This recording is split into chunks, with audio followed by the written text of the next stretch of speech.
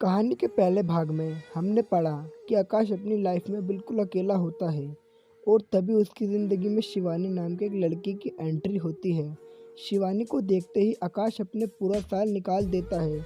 कई महीनों तक वो शिवानी को देखता ही रह जाता है, पर कुछ दिन बाद वो हिम्मत करके शिवानी के पास जाता है और उसे अपने दिल का हाल बता देता है। अगर आपने अभी तक इसका पहला भाग नहीं पढ़ा है तो नीचे डिस्क्रिप्शन में लिंक मिल जाएगा, वहाँ जाकर पहले उसे देख ले, तभी आपको वीडियो समझ आएगी।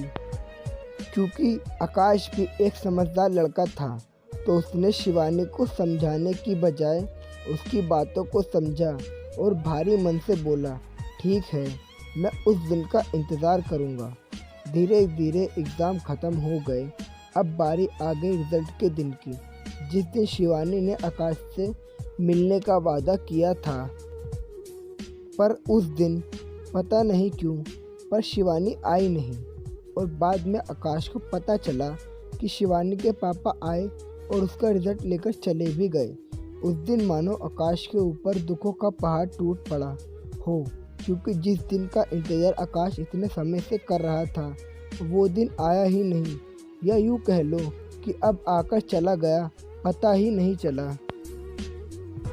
पर कहते हैं ना, हर जख्म का इलाज होता है वक्त। धीरे धीरे वक्त ने आकाश के इस जख्म को भी भर दिया और अब उस बात को भी बीते कई साल हो चुके थे, पर शायद वक्त को कुछ और वक्त चाहिए था आकाश का जख्म भरने के लिए। पर तब तक आकाश की मुलाकात शिवानी से ही हो गई। आकाश को एक बुक लॉन्च इवेंट के लिए बुलावा गया था और जब आकाश ने उस बुक के राइटर का नाम शिवानी पढ़ा तो बिना कुछ सोचे उसने आने के लिए हाँ कह दिया। आकाश के पैरों के नीचे से ज़मीन तब खिसक गई जब उसने सच में शिवानी को वहाँ देखा। शिवानी को देखते ही आकाश को सारी पुरानी बातें याद आ गई, पर आकाश ने सोच लिया था कि वो शिवानी से बात किए बिना वहाँ से नहीं जाएगा। बुक लॉन्च इवेंट ख़त्म हुआ, सब वहाँ से चले गए। स्टेज पर बचे थे सिर्फ शिवानी और आकाश। दोनों एक दूसरे को देख रहे थे, पर दोनों में से किसी की हिम्मत नहीं हो रही थी कि पहले बात कौन शुरू करें। पर कहते हैं ना, लेडीज़ फर्स्ट। शिवानी ने आकाश से कहा, इतने दूर क्यों बैठे हो, यहाँ मेरे पास आओ। आकाश ना चाहते हुए भी शिवानी के पास वाली चेयर पर जाकर बैठ गया। शिवानी, शायद तुम्हें पता नहीं पर शो ख़त्म हो चुका है। आकाश के मन में कई सारे सवाल थे, पर उनको किनारे करते हुए आकाश ने धीरे से पूछा, कैसी हो तुम?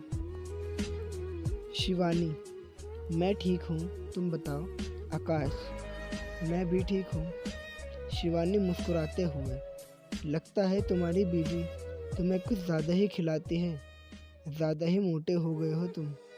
आकाश, मैंने अभी तक शादी नहीं की और शायद कभी कर भी नहीं पाऊँ। मेरा छोड़ो, तुम अपना बताओ। शिवानी, मैं आज भी तुमसे वही कहूँगी जो पहले कहती थी, मुझे अपने फ्यूचर पर फोकस करना है। आकाश, मैंने उस दिन शाम तक तुम्हारा इंतज़ार किया। मुझे पता था कि तुम नहीं आओगी, पर बार बार अपने आप को झूठी तसल्ली देता रहा कि शायद तुम आ जाओ। पर झूठ कितना भी बड़ा क्यों ना हो, सच के सामने हमेशा छोटा ही है। मुझे जानना है कि उस दिन तुम क्यों नहीं आई। अगर तुम्हारे दिल में मेरे लिए कुछ नहीं था तो तुमने मुझसे मिलने का झूठा वादा क्यों किया? शायद शिवानी के पास इसका कोई जवाब नहीं था, इसीलिए वो चुपचाप बस आकाश की बातें सुन रही थी। आकाश, शायद तुमने बिना कुछ कहे ही मुझे जवाब दे दिया। चलो मैं भूल जाता हूँ उस दिन को। और शिवानी के सामने अपने घुटनों पर बैठ जाता है और कहता है, मैं सब कुछ भूलने को तैयार हूँ, पर क्या तुम सब कुछ भूलकर मुझे अपनाने को तैयार हो? ये कहते ही आकाश की आंखों में आंसू आ गए।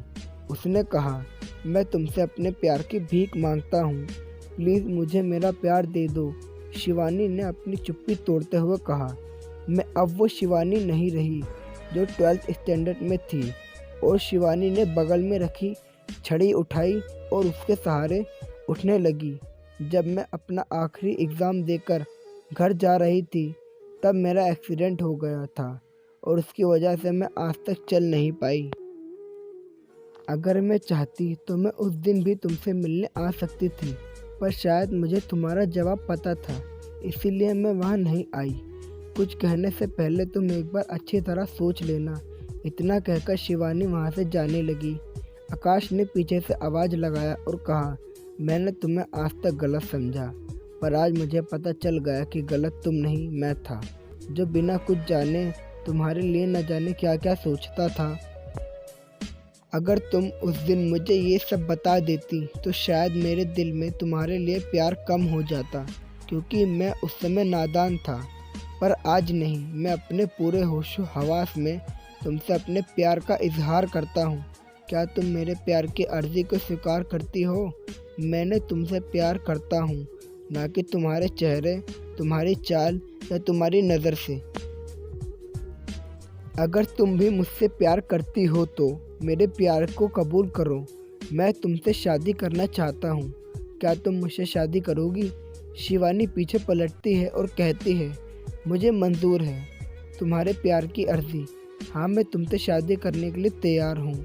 कुछ दिनों बाद दोनों अपने घर वालों की मर्ज़ी से शादी कर लेते हैं और शादी के बाद शिवानी को कभी ऐसा महसूस नहीं होता कि वो चल नहीं सकती।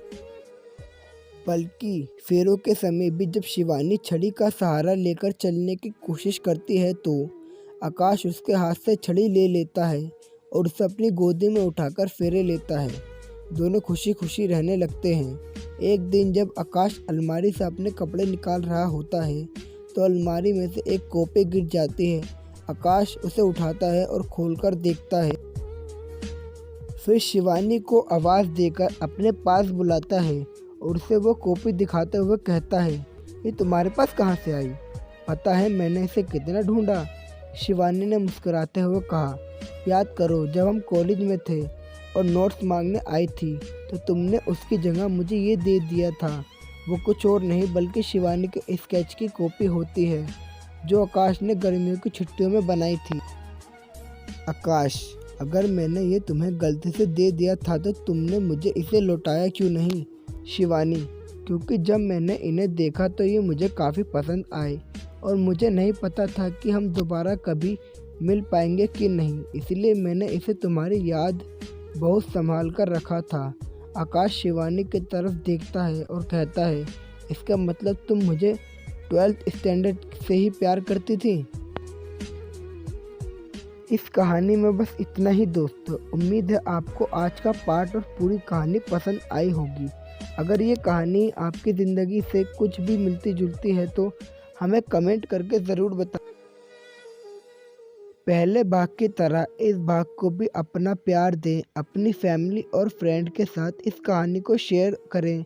वीडियो अच्छी लगी तो वीडियो को लाइक करें, चैनल को सब्सक्राइब करें। मिलते हैं ऐसी ही कमाल की अगली कहानी के साथ। तब तक के लिए अपना ख्याल रखें। अपनी ज़िंदगी से कीमती समय निकालकर इस कहानी को सुनने के लिए आपका दिल से धन्यवाद।